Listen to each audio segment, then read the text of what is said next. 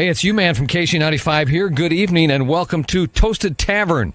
Your host, Scott Tobin, and the man called Wags are ready to bring you the night in sports. So pull up a stool, grab a drink, and let's get toasted.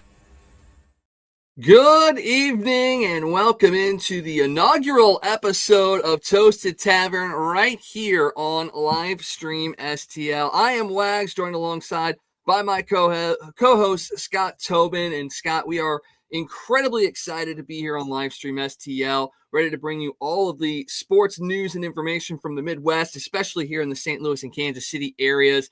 It is a new era and we are ready for it. Absolutely. And man, how good is it to hear the organ of Jeremy Boyer and the voice of the U-Man bringing us in again, man. It's been a long time, but it's good to hear.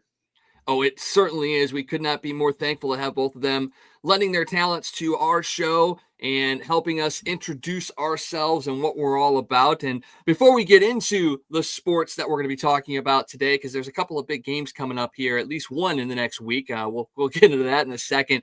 Let's let all the fans that are with Livestream and haven't really followed us before, kind of let them know about who we are and what kind of experience we bring to the table. Well, I'll let you go ahead and go first, Scott.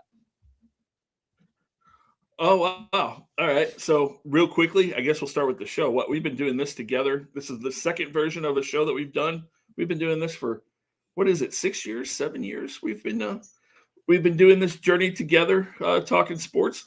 But yeah, we talk, local sports, national sports. We just try to keep everybody updated on what's going on in the world of sports, especially with the Midwest flair, kind of trying to cover the Cardinals, the Blues, the Royals, the Chiefs, Mizzou, SLU, more than anything else, but hitting on that national vibe.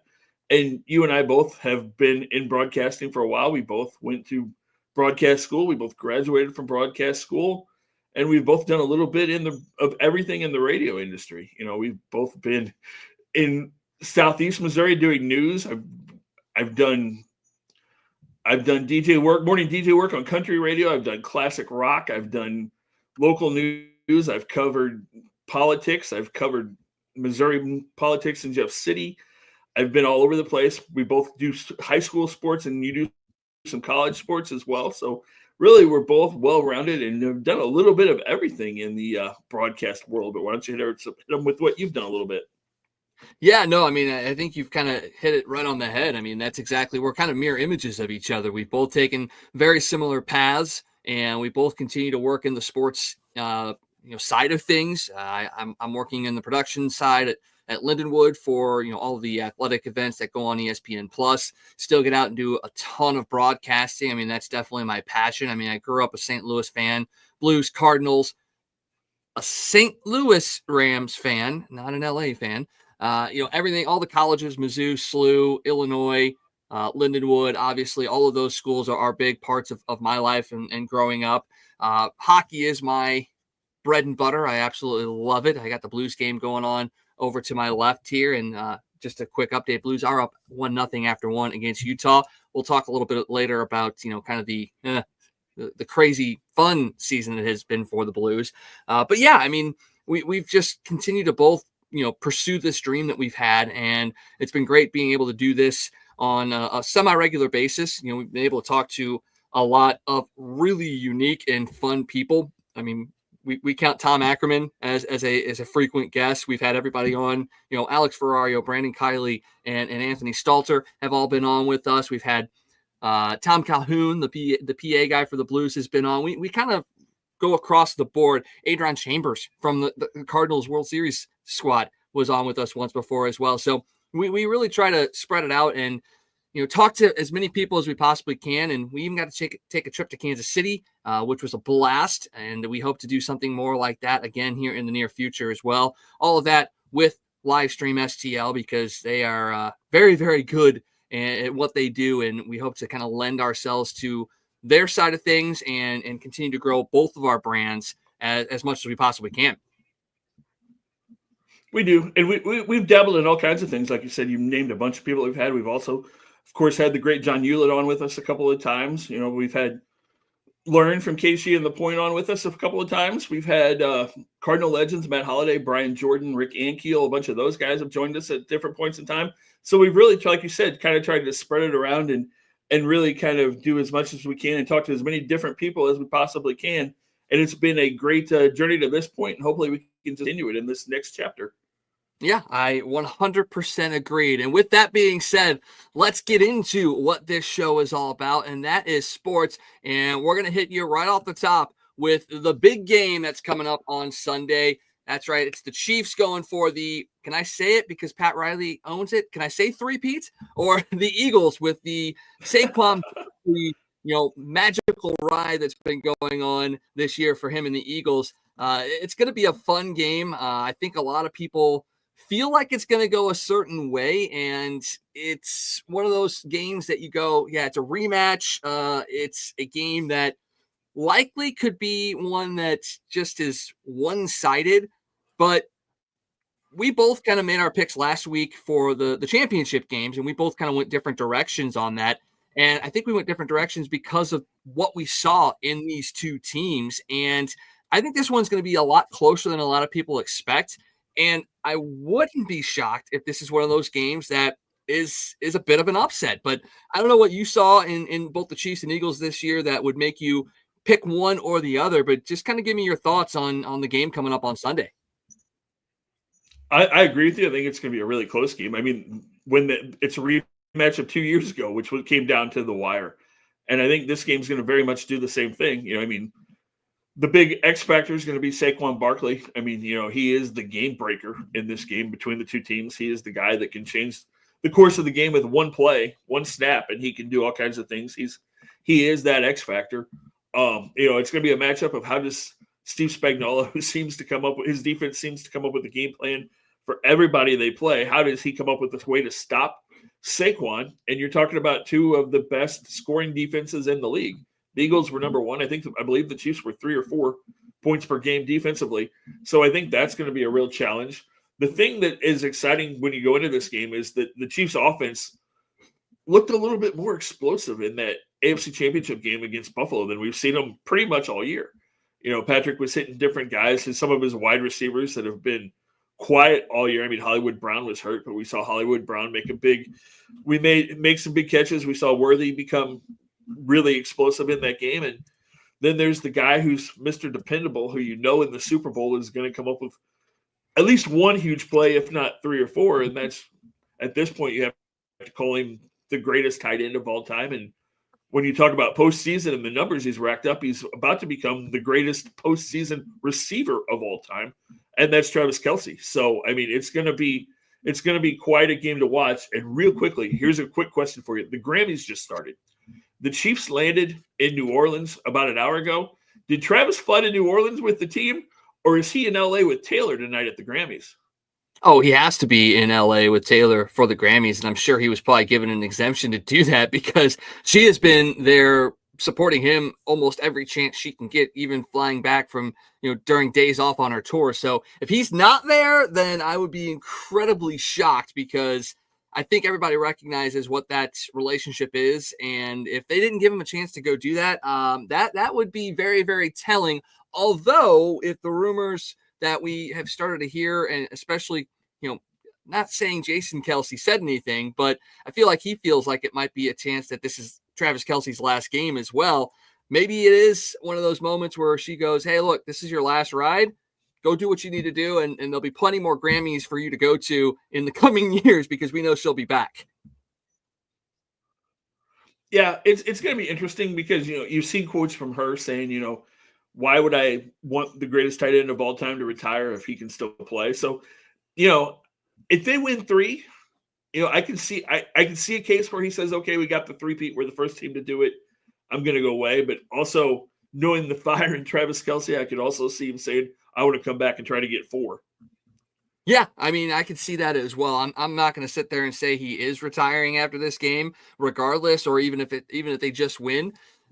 I don't think he would make that rash decision. Now the odds on him, dropping to a knee and proposing if they win the Super Bowl is a whole different stat that we would have to look at. But that's for after the game, and we have to look at what the game actually is in itself. And I want to go back to what you kind of touched on in your kind of overview in the impact that Saquon Barkley can make on this game. You and I kind of talked a little bit, over the last couple of weeks about the Eagles are pretty much Saquon Barkley, and that's about it. And yes, that is definitely the case, and I think people have to key in on that. But just as the Chiefs are getting healthy, I feel like the Eagles themselves are getting healthy as well. I mean, Jalen Hurts was kind of, banged up as the season got near the end. I believe he was dealing with a concussion at one point.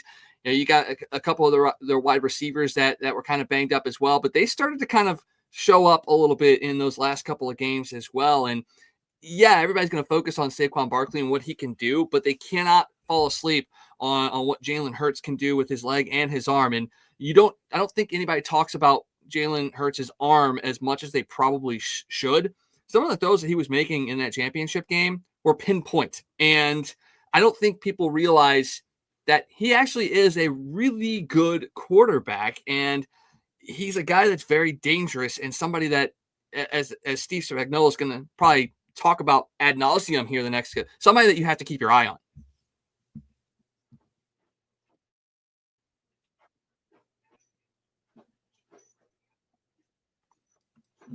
Yeah, absolutely. And the big key for the Chiefs defense is going to be getting pressure on Jalen Hurts. That's kind of the key. When you get pressure on him and you get him off his spot, that's when you can rattle him. If he has time to sit back in the pocket and move around and find guys, he is really deadly. So the key is going to be for Chris Jones and George Karlaftis and Nick Bolton to get pressure on him and kind of disrupt that rhythm and not let him get into a groove in the pocket. Well, the Chiefs gave up 1,731 rushing yards this season, about a 4.1 yards per carry average. Eagles not too far behind at 4.3. And we talk about the running back in Philadelphia in Saquon Barkley, but I think you also have to put a spotlight on the running back in Kansas City. And we're not talking about Isaiah Pacheco because he had some injuries this year, but what Kareem Hunt has done in his return to Kansas City. Andy Reid talked a little bit about it after the championship win, about he was just trying to prove to people in Kansas City that he wasn't the guy that he was when they ended up having to cut him loose. He has grown as a person. He's grown as a player. And I think that was showcased throughout this season as well. Just everything that he did and the rushing and just kind of how he settled that offense down when they were dealing with so many injuries this year.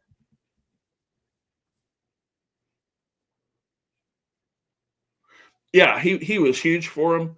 He's a veteran presence now. He's not the young kid that he was when he got into his issues and got exiled and had to go take some time off and then ended up in Cleveland. Yeah, he's been a veteran and a presence and definitely has been a boost to that running game. So that'll be huge for him to step up and do something. We saw Patrick actually running more than we've seen him run in a long time in the AFC Championship game. I think he actually had the most rushing yards on the Chiefs against the Bills in that game. So, you can't forget about Patrick Mahomes' legs as well, because while he won't run as much as Hurts does, he's been known in his playoff career, he's broken off some big runs that have been keys for the Chiefs in those games.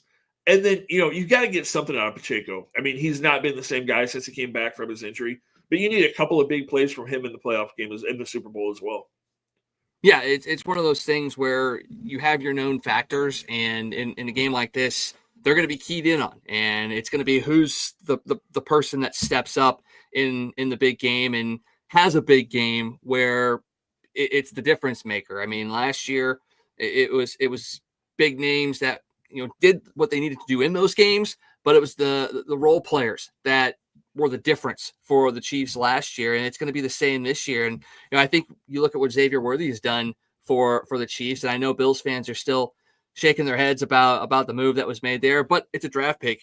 You never know how they're going to pan out. It just so happened that he panned out pretty well for them, but he's going to be one of those guys that brings the speed quotient.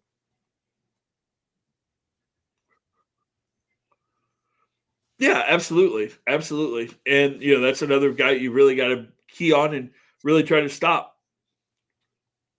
Yeah. And so many X factors in these games. But I think when you look at it at the very end, it's going to be rushing. It's going to be rushing. I mean, 7 touchdowns for the Eagles in that victory in the championship game. I mean, it's pretty much what it's going to be. And how crazy is it? And we saw the resurgence in running backs this year. How crazy is it that, the death of the running back was heralded back just a couple of years ago And yet this year, when you look at the Super Bowl, it's going to be rushing, and that's probably going to be what the difference in this game is.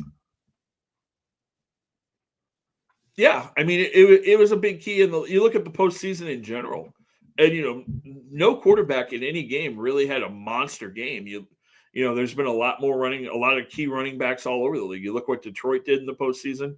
You look what the Rams did when they won. You look at what Washington was able to do with their running backs and with their quarterback. I mean, it was definitely a run-heavy postseason, more than we've seen in a long time. And I think you're right. I think there's definitely been a resurgence and a reestablishment of how important a top-tier running back is after, like you said, a couple of years ago, people were saying, you don't need to draft a running back until the third or fourth round. They're a dime a dozen.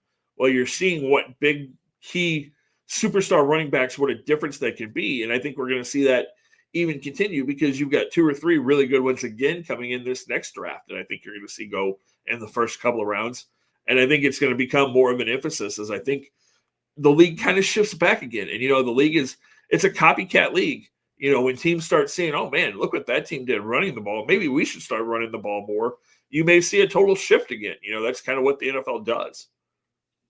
Well, and if any Giants fans are watching, we apologize for the Saquon Barkley conversation and all the heralding we've been doing and all of that, because we know it's been a very rough season for Giants fans this year. But I still go back to just all the decisions that were made that led Barkley out of New York and kind of into Philadelphia. And he's just had a phenomenal year this year. And you couldn't have had a better guy get that kind of accolades and just the great season that he has. Is he one of those guys that you look at as an MVP of the Super Bowl kind of, player? Oh, definitely. I mean, if you look at the betting odds, he's probably right at the top of the board. I would say that probably most people, probably the top 4, if you were going to ask people just off the top of my head, and I really haven't looked to see what the betting odds are, but I would say probably the top 4 names would be Saquon would probably be at the top, Patrick, and then Jalen Hurts, and then probably Chris Jones would be right up there too, I would imagine. Well, as you speak, I'm looking up right now. So here are your odds for Super Bowl MVP 2025 currently. So right now, Patrick Mahomes is a plus 120. Saquon Barkley is a plus 260. Jalen Hurts at plus 350. Travis Kelce at plus 1,500. Xavier Worthy's at a plus 2,800. And A.J. Brown a plus 3,500. So, I mean, obviously a defensive player winning Super Bowl MVP is, not something that happens a lot. But again, in a game like this where quarterback play is going to be important and the rushing game is going to be important, having a guy like a Chris Jones back there could be a catalyst for a defensive player winning that MVP, because if you can bottle up a running quarterback like a Jalen Hurts and you can keep Saquon in check, that could be the difference in the game. And I would not be shocked if a defensive player won the MVP this year. It's very possible, like we talked about, especially with 2 defenses like you have, and the Eagles have a whole bunch of guys on their defensive line and their linebacker positions that could tout that honor as well. So yeah, it's very possible that you see a defensive player get it, and so often the NFL or the Super Bowl MVP ends up being somebody that you never would have guessed. It ends up being the guy who is a surprise that pulls off an interception or picks up a fumble or something along those lines. So a lot of times it's a surprise. It's not the big name that ends up winning the MVP. Yeah, 100%. I mean, I think I've talked about it enough on this show and off air that in these moments, in the playoffs especially, your top players are going to do what top players do. They're going to get the stuff that they need to get. They're going to get their stats. They're going to get their moments. But for the most part, those are going to cancel each other out when you get teams that are as good as both of these teams. It's going to be that role player. It's going to be that guy that doesn't get as many touches during the regular season, or maybe, has had a down year. That's going to be the guy that makes the difference. And, like you said, 9 times out of 10, they're going to be the one that ends up winning the MVP of whether it's the Super Bowl or the Stanley Cup or the World Series. It's going to be that guy that makes the difference. I mean, just go back to David Freese. I mean, who had David Freese as the guy that was going to be, who had David Eckstein back in 06 that was going to be the guy to win the MVP. So it's those role players. It's those guys that put in the hard work that usually win that MVP. And, looking at these teams and looking at this game, it's perfect segue to talk about who we think is going to win the game and who we think that X factor is going to be. I'll let you go first this time, man. Who do you have winning the Super Bowl?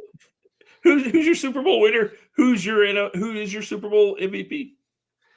I think, and I picked against the Chiefs in the championship game. I thought, even though it was at home and with everything that they were doing right now, all the hype around them, I thought the Bills could have pulled that one off, and they almost did.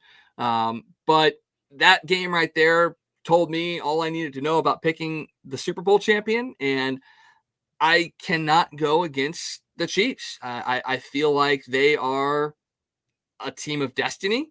I feel like they are one of the, if not the best team in football right now, regardless of the superstars that have left and the injuries that they have faced. So I'm gonna go with the Chiefs. I'm gonna go 31-28, and I believe that it is gonna be Worthy that gets the MVP. I think he's gonna be a big time X factor in this one. I think he's gonna score 2 touchdowns. Okay, that's a good pick. I am going to go Chiefs as well. I think, like I said, I think it very easily could come down to whoever has the ball last, which we've seen in the last couple of Super Bowls. I think it comes very much down to who has the ball last. I think the Chiefs pull it out. I think it's a low-scoring game. I'm going to go 24-21 Chiefs. And while I talked about it could be an X factor, it could be somebody that you're not expecting, I'm going to have to go with the guy that wins the MVP. Because I believe they're going to do everything he can, because it could be the end. They're going to want him to break all of Jerry's postseason records. I think you'll see him finish this game as the catch leading receiver in postseason history and touchdown leading receiver in postseason history. I think Mr. Travis Kelce is your Super Bowl MVP. Well, there you go. And you think he's the MVP? You think he wins the Super Bowl? Do you think he gets one more ring? I think he does. I don't think he goes away. Oh, no, I didn't mean that ring. I meant the other ring. Do you think he gives a ring? Oh, the other ring. I don't think it happens at the Super Bowl. I don't think either one of them want that kind of. I don't think they want to take away from what the team does. A lot of people have speculated it would happen last year. But I don't think either one of them want to take away from what the team does. So I think it'll happen eventually, but I don't think it'll happen at the Super Bowl. It'll happen at Disney World. After he wins MVP, he goes to Disney World, and that's where it happens. Or who knows? Maybe he does it at the Chiefs Super Bowl celebration a couple of days after the game. You say that, but there was a report out that if the Chiefs win the Super Bowl, there will not be a public celebration because of what happened last year. There is a report out there that if the Chiefs do win, that the city of Kansas City won't hold a public rally. Is that something that, you look at and you go, maybe right call because of what happened and kind of what's going on right now? Or is it one of those things where you go, hey, it's a celebration, and, you know what you need to do to protect, and you should go out there and celebrate? I mean, that's a very interesting conundrum.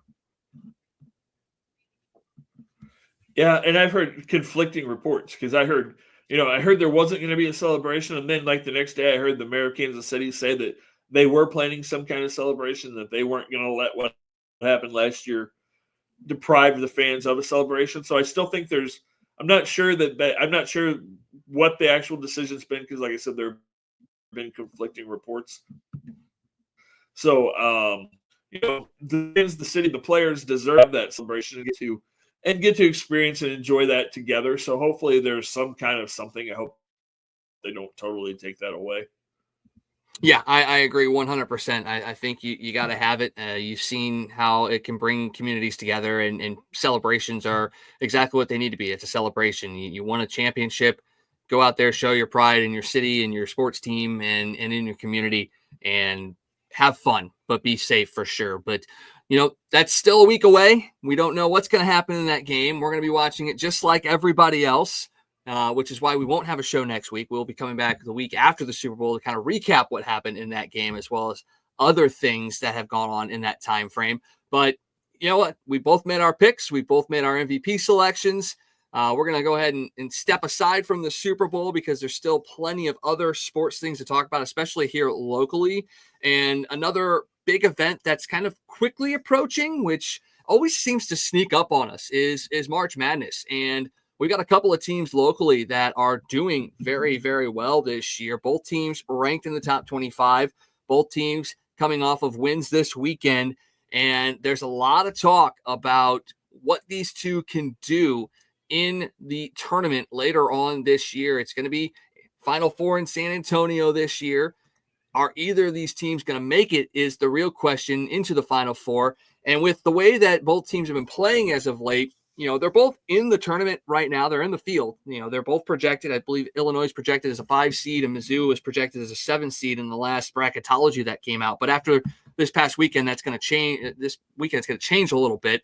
But you look at both of these teams and the seasons that they've had this year, and it's good to see both those programs thriving in basketball. And really, they were both thriving in football this year as well. So it's really nice to see both those programs doing well. But you look at both these teams and you go, one is a big time surprise, and one maybe isn't a big surprise, but is probably doing a little bit better than I think people thought as well. Yeah, absolutely. And I mean, we'll start with Mizzou. And, you look at what Dennis Gates has done. I mean, he's probably put his name in the hat to be coach of the year in college basketball this year, I would think. Because you look at what he did at first year when he came into Mizzou and had all the kids with him. And really built a nice program that first year. They had the tournament run. Then everybody graduates and leaves, and he kind of had to try to regroup and rebuild last year. And we all know they only won 8 games, of course, as the season went last year. It was a little bit rough. And then coming into this year, we heard all the talk about how he had one of the top freshman classes in the country. He had one of the top recruiting classes in the country. It was, what was he going to be able to do? Well, we've seen he is a pretty good recruiter and a pretty good coach because he's taken that talent and he's got him to 17-4 and 6-2 in the SEC. I mean, think about that. He was 0 for his last 20 in SEC games coming into this year. They're 6-2, and they've beaten 2 top 15 teams on the road. I mean, so it's been quite a run for Mizzou, and they're a really well-rounded team. They've been fun to watch. Yeah, you look at the teams that they have knocked off this year. They knocked off number 1 Kansas. They knocked off number 5 Florida at the time. They knocked off at the time number 16 Ole Miss. They just beat number 14 Mississippi State on the road, and it was a blowout too. That was a big time win for them. So they're doing it on the road and at home in probably one of the toughest basketball conferences in the entire country right now. And it's a team that, and again, we talked about this off the air, it's a team that people didn't expect a whole lot of because, as you said, they lost their last 20 SEC games. So no one was going to sit there and go, yeah, they're going to go, roughshod over the SEC. Yeah, maybe they win a couple of games and, break that streak or what have you. But they've just done an amazing job this year. They still got a lot of big-time tests, though. Number 8 Tennessee coming up this week. They still got number 13 A&M, number 4 Alabama, number 24 Vandy, and number 12 Kentucky on the schedule.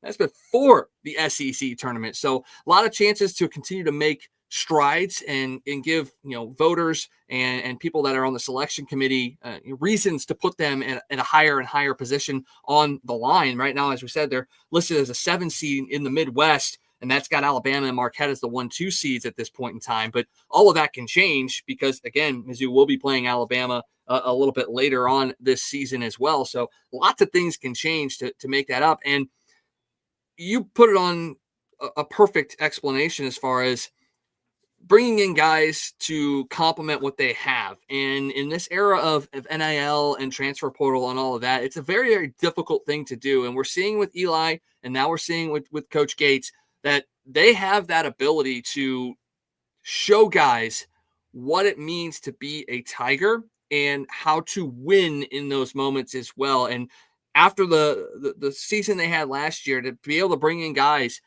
and get them to band together as a team, it shows that they're not just great recruiters, but they're great coaches as well. And that's something you need in this day and age.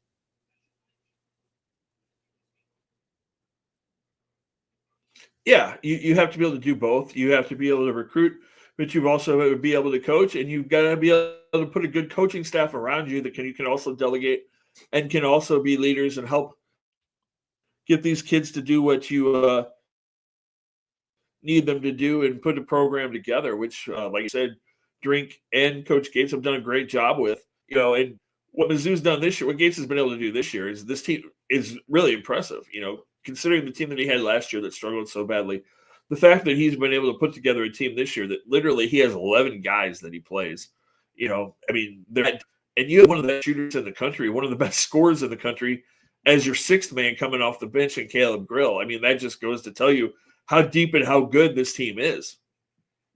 Yeah, and I'll be honest, never heard of Caleb Grill before this season, but he's put himself on the map as a guy that maybe won't win Player of the Year, but is a guy that could be in the conversation for that because he is just taking this team on his back. And like I said, coming off the bench doing that. I mean, that's something that you don't see a lot of in this day of college basketball. And he does that, and he's kind of like that hidden gem that you don't see very often, and he's done a great job of helping lead this team, and he's got that fire and that passion too. I mean, we've seen the fire and passion from Mizzou at different points this year, especially after that Kansas game, and that's what you want to see. You want to see, Mizzou Arena filled up with passionate fans. You want to see the players connecting with those fans, with the student section, and you want to see the passion there, and that's exactly what we've gotten from this Mizzou squad. Yeah, and you saw, I don't know if you got to watch the game on Saturday, but when the game was over, SEC Network interviewed Caleb Grill on the court right after the game. And it wasn't him by himself. He had his whole teammate, all of his teammates were around him, and they were all screaming about how he was just unbelievable and what a great leader he was, what a great player he was, and how he was unstoppable. And that just kind of goes into what Gates is building with this program. And Caleb is a definite example of that. He's a kid who transferred to Mizzou last year, got hurt, wasn't able to play, and could have left, and gone somewhere else, especially when he sat on the bench hurt and saw them only win 8 games. But he said, I knew watching that I'd committed to Mizzou. I wanted to be part of that, and I wanted to come back here and play and help build something out of this program after seeing that horrible year last year. So that right there just tells you what kind of a player and leader he is. And, that's something that, that he and Gates and Drink have both built. Is not just good players, but it's a program, it's a family, and you hear players on the football team talking about that all the time, that, that's a family that, they're close, that they want to play for each other and play together. And, they want to build something and build a program and leave a legacy. And to hear kids say that in this day and age with NIL and, everybody jumping for the most money and another advantage and, going where the most money is, to hear people say, I want to stay here. I want to build something. I want to be part of the foundation of Mizzou becoming a national power. I mean, that's pretty impressive that the coaches are able to find kids like that say that and are not only saying it, but are backing up with their actions. Well, and I'll go back to the word underdogs. It feels like Mizzou is always at their best when they're the underdogs in situations. I mean, you go back to the days of Chase Daniel and all those guys, and you go back to what this last couple, Brady Cook was an underdog in a sense. People didn't give him credit for what he was doing and give him the time to grow and all that, especially in the tough SEC. And you've seen that with multiple Mizzou teams as well. It seems like when the chips seem to be theoretically down for them, that's when they are at their best. And I love to see that because, again, those are the players that want to have that family and build that legacy, are those underdog players that maybe didn't get the looks from the big time schools, that they want to go out and prove something. And they've got the talent to do that. And now that they've got a program that on both the football field and in the basketball arena, they have the ability to gel with other like-minded players with the right coach, they can build something that will take down those programs. I mean, you look at what Alabama did in football for so long under Coach Saban. And he did bring in a lot of guys on transfers and all of that, but there still was that core of family togetherness at Alabama. And I feel like that's kind of what is being built at Mizzou as well. And it may never, ever be at the level at what Alabama was able to do, but to be perennially in the conversation for SEC championships, college football playoffs, March Madness Final Fours. I mean, to be in that moment and to have that be repetitive in this NIL transfer portal era, that I think is a win in and of itself as well. Absolutely. And we talk about, what makes kids want to go to a school or transfer to a school. Don't think for a second that football players aren't watching what the basketball program is doing too and say, man, I can go there. We can play on a football team that's going to be nationally ranked, and the basketball program is nationally ranked too. We can go watch those games and be involved in that. That all goes together as reasons why kids want to go to schools when they know that their school is going to be on ESPN or SEC Network or ABC or wherever all the time in whatever sport. That just continues to build and push kids and put Mizzou in the conscience of these young and upcoming athletes to go, man, I don't need to go to Alabama, or I don't need to go, I don't need to go to Florida. I can stay right here at home and go to Mizzou and get all the exposure that I would have gotten there. So, that it's all just building Mizzou into a bigger and bigger program nationally and putting them into the conscience of kids, not only in Missouri, but all over the country, that Mizzou's a place you want to go and be athletic and be in the program and really have a chance to compete for championships. Well, let's flip over to a team that has actually beaten Mizzou this year, and that's the Illini, currently ranked 18th in the country. That may change in the next poll based on the games that were played this week. They did beat Ohio State today in a good win, 87-79, but they beat Mizzou in the bragging rights game. They are now right around 6th or 7th in the Big Ten. They've had some, tough losses in a 7-day stretch. They played number 7 MSU, Michigan State, number 17 Wisconsin, and number 2 Duke. And that was a very, very tough stretch for them. And they're playing in a very tough conference as well. The Big Ten and the SEC are kind of neck and neck as far as top conferences in college basketball right now. Haven't had as strong of a season as Mizzou has had, but they're right there as well against some tough competition. They're listed right now as a 5 seed out in the East. That is the bracket that has Duke as the 1 seed, Florida as the 2 seed. It's a team, again, that doesn't necessarily get talked about as much as they probably should, but what Coach Underwood's done over there as well is help build a little bit of a legacy type program at Illinois. What do you feel like they have as far as chances are in the tournament this year as well? They're going to be right there as well. They need to finish the rest of this regular season strong and then have a good showing in the Big Ten tournament. But I think, like you said, they're probably going to be a 4 or 5 seed when you get into the tournament. And then, depending on seed, so much of the tournament comes down to seedings and who's hot when you get into the tournament. But, you get a 4 or 5 seed, hopefully you get a good draw and you can get a little momentum going. And there's definitely a lot of talent on this Illinois team. Are they quite as talented as maybe a year or two ago? Probably not, but they're a team that can definitely be in the hunt and get themselves into a Sweet 16. And then if you get to the Sweet 16, then it's just about who's playing the best basketball at that point, And so you just need to get through those first rounds and get hot. And then, like we say in baseball and everything else, just get in and you've got a shot. And when you dwindle it down and get to that Sweet 16 and Elite 8, then it's just kind of a crapshoot at that point. It's whoever's playing the best basketball at that moment. Well, and I am always fearful of getting a 5 or a 7 seed because that 5-12 matchup is always rife for upsets. And it seems like that 7-10 series is always upset fodder as well. So seeing Illinois is listed as a 5 and Mizzou's listed as a 7 right now, I'm like, oh boy, let's do some more winning or maybe some losing so that we can move up or down the line and just stay away from those perennially upsets happy seeding. So hopefully both those teams can go on some runs and maybe move up a little bit. I mean, with Mizzou and the record and the games that they still have, I mean, I'm not going to sit there and say a number 1 seed is possible, but moving up to maybe a 3 or a 4 seed is potentially likely. And I'd like to see them get into that kind of position.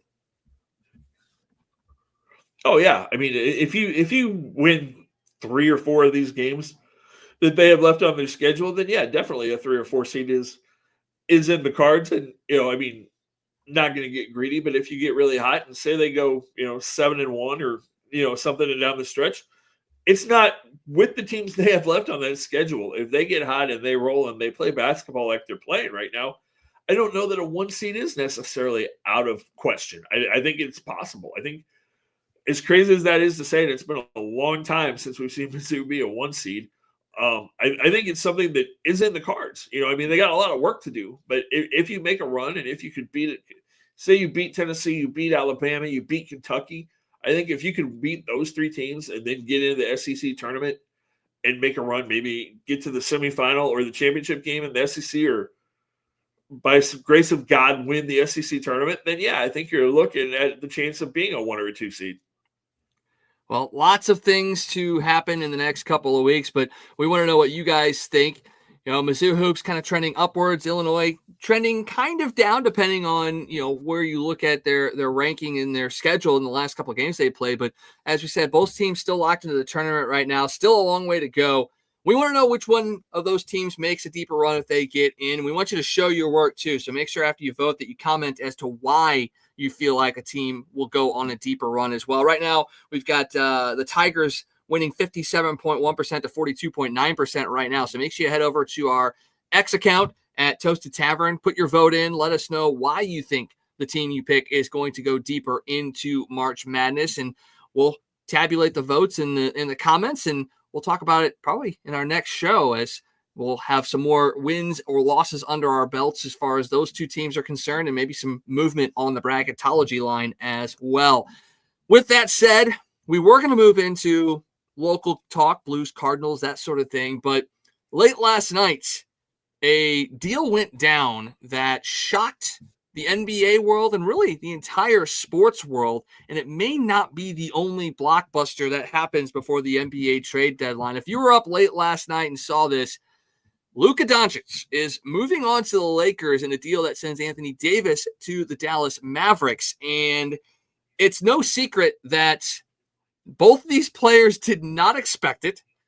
And the fact that the Mavericks only talked to the Lakers for this deal makes it even more unique as to why this kind of deal went down. But I sent that to you last night. I think you might have been sleeping because you have been dealing with some stuff as far as sickness is concerned.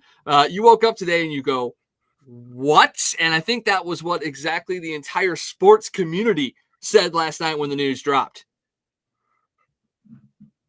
Yeah, it was definitely a shock. I mean, I don't think anybody expected to see Luka moving out of Dallas anytime soon. I think a lot of people expected him to be Dirk Nowitzki-esque and spend most of his career, if not all of his career, in Dallas.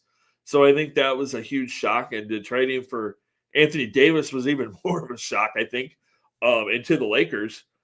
Yeah, for neither one of them to have any idea, apparently, that it was coming. And then, to read the articles that LeBron was at dinner with his family, that when he found out, it had no idea it was coming. I think is really interesting and is kind of telling. And, I was reading different things today that, the Lakers or that the Mavs had just become Mavs ownership and general managers had really just become disenchanted with Luka. His routine, his work ethic, apparently at a couple of points this year, he ballooned up to 260 pounds, which, apparently he wasn't working out, wasn't doing things in the gym they wanted him to do. I also saw a comment where their GM said, somebody asked him about it, and he said defense wins championships, taking this shot at the fact that Luka doesn't play defense at all, basically. So, I think they just got tired of that, and they made a move for Anthony Davis, who, is no doubt talented, but, how much time is he actually going to spend on the court? And you have him and Kyrie on the same. I mean, how is that going to work? Kyrie's not necessarily loved by everybody that he plays with. How does that blend work, and how do Luka and LeBron blend is going to be really interesting to watch as well. Yeah, both those players have dealt with injuries most of the year. I mean, Luka has only played 22 games. He's actually been out since Christmas Day when he re-injured his calf. They were talking that he'd probably be back before the All-Star break anyway, so it's not like he is out long-term unless he does relapse in his conditioning, which was seemingly a factor in this trade for Dallas. So, I mean, there's still a lot of stuff that goes on, and it's just, I think the biggest shock to it all is the fact that you were trading, it's a trade between two teams and two players that are considered top 10 players in the league. It's not a deal that happens in the NBA or any league in any situation. It seems like you're not trading ones for ones. I mean, I think I saw a tweet today that was, you can't even make this trade in NBA 2K20, whatever the latest NBA video game is. Like, you couldn't even make this trade in the video game. How the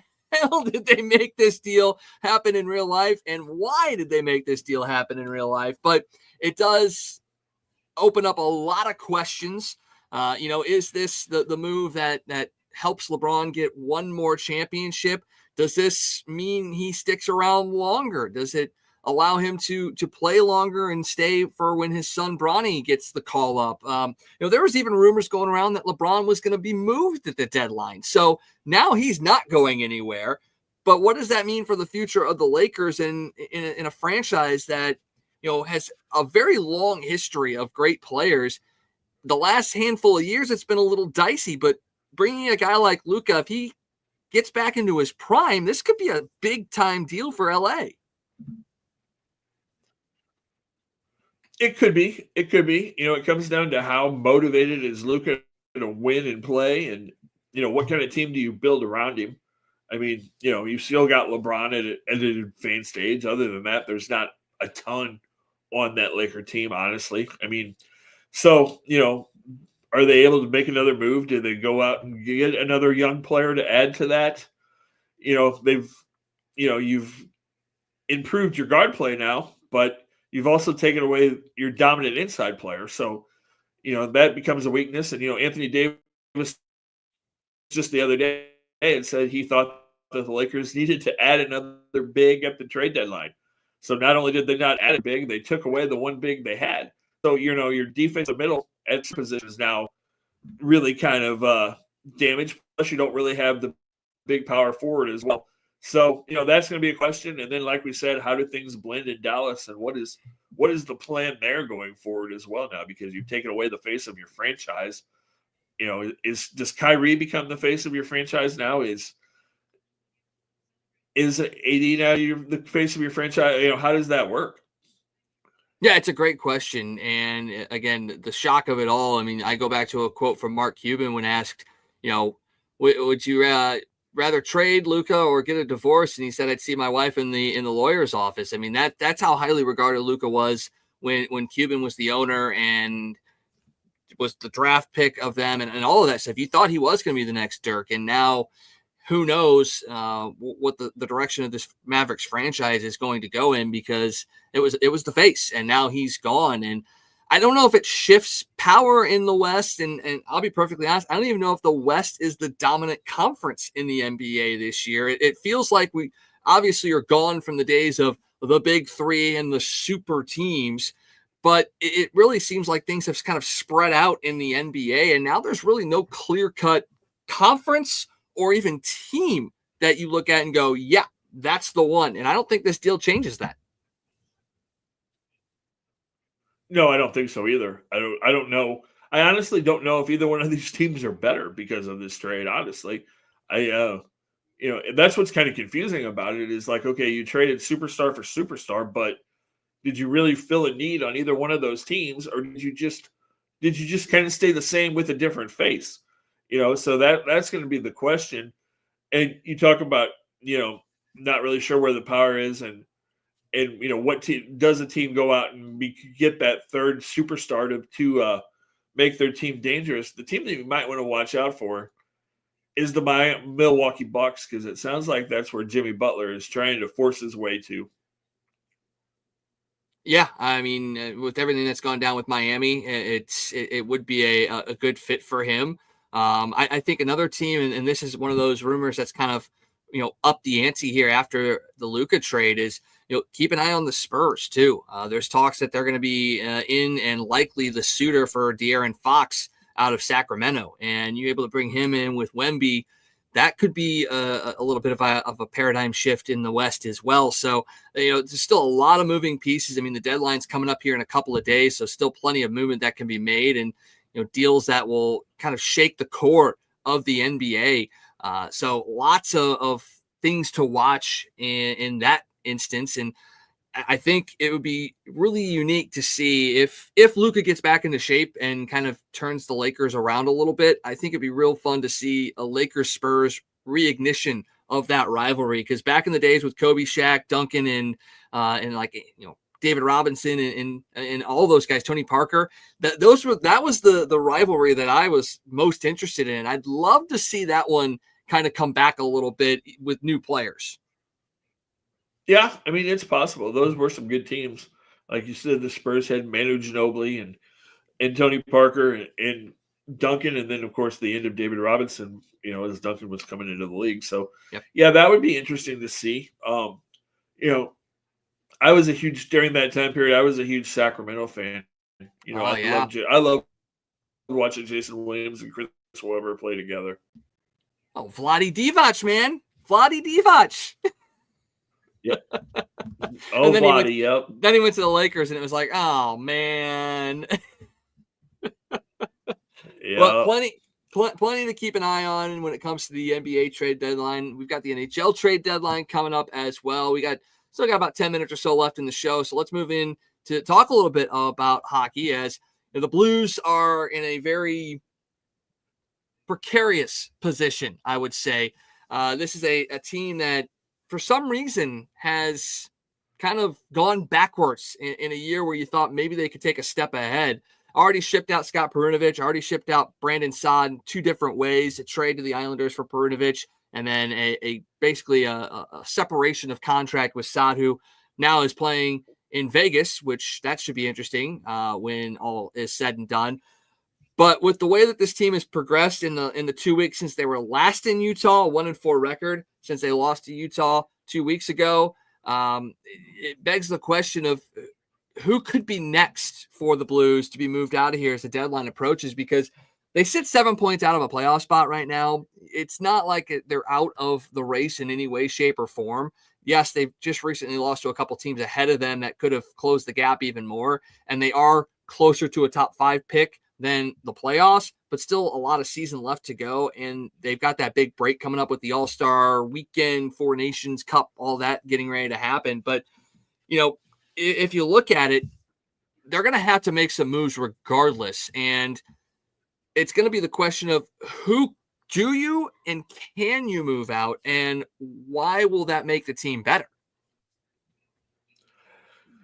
Yeah. Excuse me. Yeah, there have been a lot of questions about what this team's going to do. And, I think the next couple of weeks are going to be really key as to leading into what you do before the trade deadline. Because if this team is bad, let's say they lose their next 3 or 4 games or 4 out of the next 5 games, as you get closer to the trade deadline, and I keep hearing this rumor pop up, do you at least question, do you think about possibly trading Jordan Bennington? Do you think, okay, we've really got to say it's going to be a couple of years again before we're back in contention. We're still in a rebuild mode. Do we trade Bennington, kind of turn the reins over to Joe Holfer, see if we can get something decent for Bennington that can help build and kind of speed up this rebuild process, which was only supposed to be a couple of years, but it seems like we're in perpetual rebuild mode again now. Yeah, I mean, the last couple of years when this question's come up, I've vehemently been like, no, you got to keep him. He's one of the only reasons why this team is competing night in and night out. He is a solid goaltender. Obviously, he's going to be a player that will be playing for Canada for the next handful of tournaments and all of that. So in the last couple of years, I was like, no. But with just over 2 years remaining on his deal, and while it's going to be actually a really good looking deal as the cap is going to go up over the next couple of years, it's not out of the realm of possibility to sit there and say, yeah, it might be a good time to entertain offers. I'm not saying pull the trigger. I'm not saying you have to get rid of him if you're not in playoff contention right now, because this team still has some excitement and a potential to turn this around very, very quickly. Yes, it will be with younger players, but they have the ability to be good again here in the next year or two. That if you get rid of a Jordan Bennington, you may be hurting yourself, even with the fact that Joel Hofer is a very solid goaltender. The fact that you have a couple of guys in the minors at the goaltending position that can step into that backup role or go out and sign a veteran guy, I still don't know if I 100% pull the trigger on any Jordan Bennington deal. I think it has to be the right deal. And I think you almost have to pair it with putting a contract of a Justin Falk or some of that ilk as part of the deal. It's almost like you have to say, you want Bennington, you got to take this guy in this contract. And maybe it is a bit of a lesser return, but if you're really talking about doing a complete and utter rebuild, you have to be able to get rid of some of those albatross contracts. And I think that's the only way I make the move if it's for Bennington, unless somehow, some way, someone makes it a complete and idiotic mistake and gives you this top tier forward that you just cannot pass up, which I don't see happening. I think it's one of those that you look at it and you go, offers are being entertained, but he's probably going to be with us after this year. Yeah, I mean, I don't see anybody making that crazy offer because let's be honest, Bennington hasn't been super this year.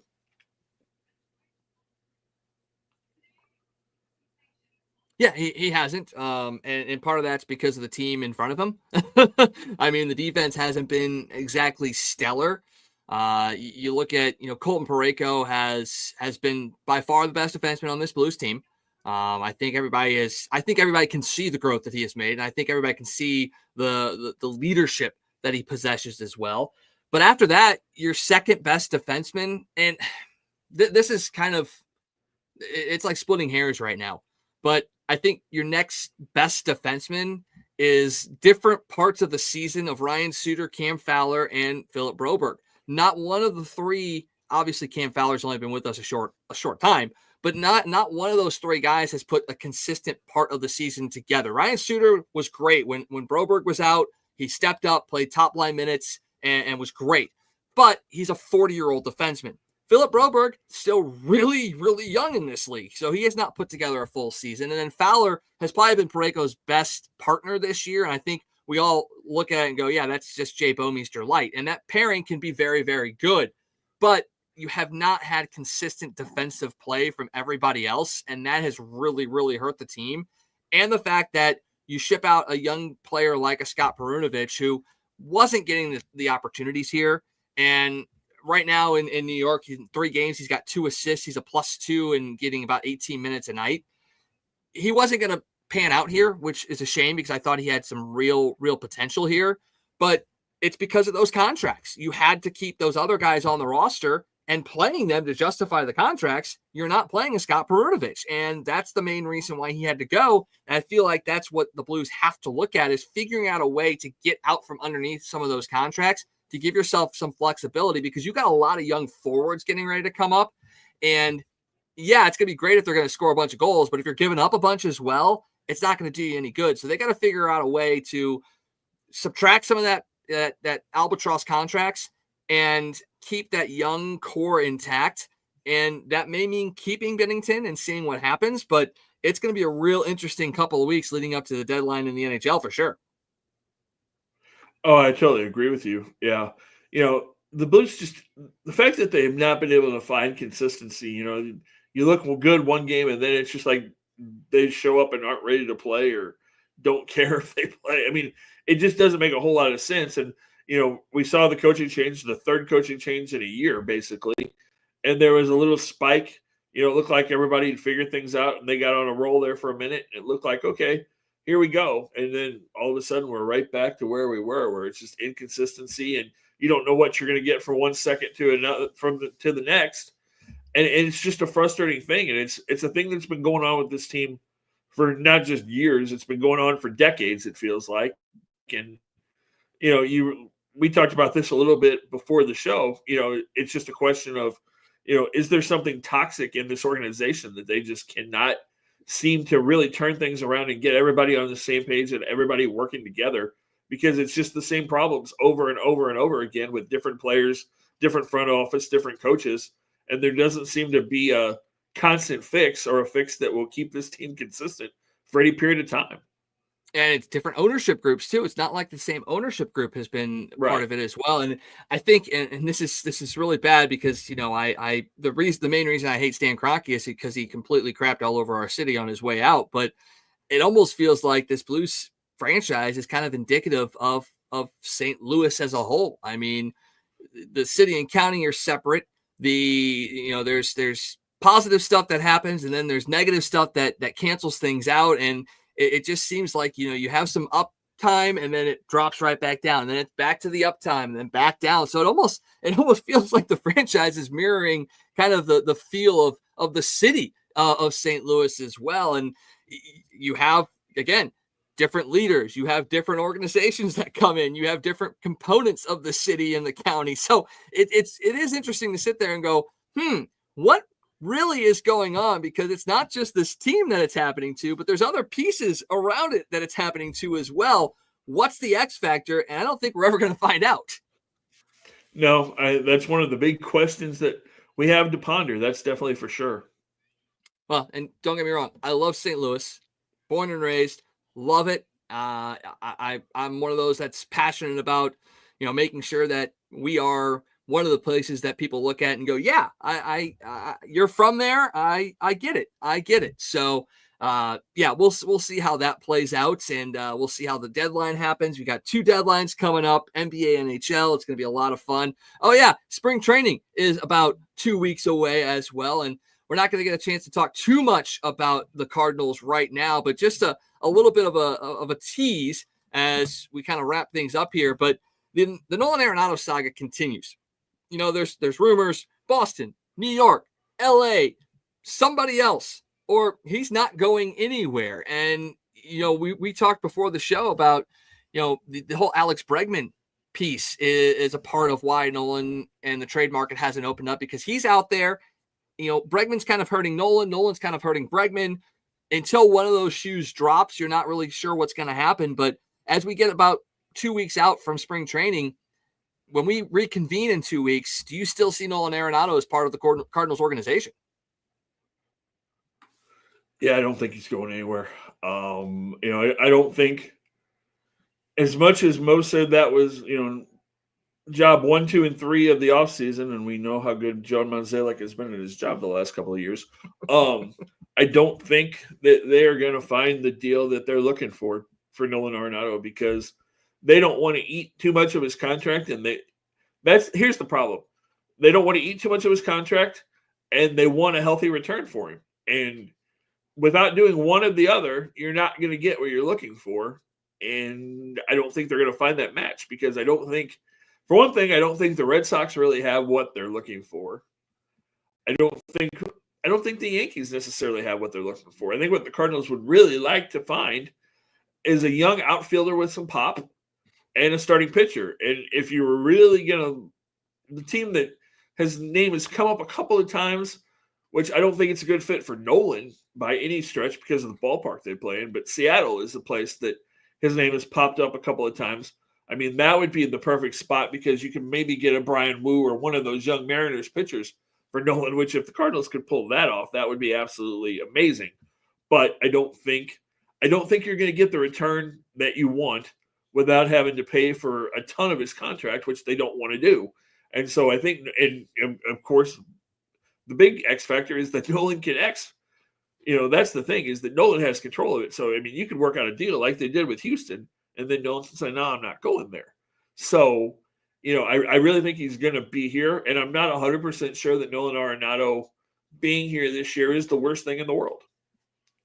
Yeah, I think you're right. I mean, there's still a lot of potential in this team, and yeah, you look at it and people are disheartened over the last couple of years, but you still got some pop in the lineup. You still got some young pitching that can make some waves. The real question is do they kind of pull the trigger on the youth movement and move some of these young pitchers up and give them the chance to sink or swim at the major league level, and let these hitters kind of go and see what they can do as well. And that's going to be the biggest thing. And it's going to be, I'm interested to see how it plays out. I haven't been the biggest follower of the Cardinals watching games the last couple of years, just because it has been a bit of a dour time, but I am excited about the youth that this team possesses. And if they give them the chance, I will be tuning in more and more and more. And plus the fact that, we actually have an outlet to watch them again, that's a little bit better than what it's been the last couple of years, will make it a lot easier. I'm excited to see what this youth can do for the Cardinals. And yes, you need a veteran leader and mentor to help bring these guys along. And I don't think Nolan is soured with the organization. I don't think he would be a guy that badmouths the organization or anything like that. I think if you were to talk to him and say, okay, if you're here, what will you do for the young players? He would be the consummate professional and do what he's supposed to do and mentor these guys and help bring them forward. So I think you're right. I think it's not a bad thing if he's here with this team. yes, maybe his offense is down a little bit. Maybe his defense will suffer a little bit because you'll have Wilson Contreras over at first base and not Paul Goldschmidt. But I still think it's still a win in a sense that he's here. And you know what? There's a trade deadline in Major League Baseball too. If you got to do something at the deadline, then you still got that option. Well, and that's a big thing too that Nolan has to look at. If you get into the season and if he's here in spring training, you got to tell yourself, okay, I need to go out there. And by all accounts, he's worked really hard this offseason to get himself back to prior form. But you have to look at it and say, okay, I'm going to go out here and do everything I can to win. And if this team is bad at the trade deadline, if I've put up big Nolan Arenado type numbers, teams are going to be interested in my bat at the deadline, and then I get moved. And then maybe the Cardinals are able to get that package that they're looking for at the deadline if he looks more like Nolan Arenado offensively in July. Well, we'll see what happens. As we said, spring training coming up in a couple of weeks. First, the big game on Sunday. We've already made our picks. We told you who our MVP picks were as well. Lots of other stuff going on right now. Blues and Utah tied at 1 in the third period. So, we all know how that's going to go. It's going to end up being a loss. So we'll see how that plays out. But Scott, for our first show here on Livestream STL, things couldn't have gone better. We've had lots of good discussions. We hope that, the fans that are watching will start to get a little bit more involved with us during the show. You can comment and let us know what you think, ask questions, send things to us on our social media pages as well. We'd be happy to answer questions, talk about things, and, maybe even get some of your stuff and comments on the show here in the near future as well. But for our first show, couldn't be happier. No, it went really well. Yeah, it's good to be here. Glad to see what the future brings here with Livestream STL. Yeah, so we'll be back not next week because of the big game. We won't. We know that the viewership would be a little bit lower on Super Bowl Sunday, so we're going to be back in 2 weeks. So we'll be back next on February 16th, 7 o'clock, right here on Livestream STL. So make sure you like, follow, do whatever you got to do to remind yourself that we'll be back on. And when we come back in 2 weeks, we'll talk about the big game. We'll talk about spring training starting, and who knows, maybe we'll have a guest here or there as well. So for Scott Tobin, I am Wags saying thank you for joining us, and we'll see you in 2 weeks.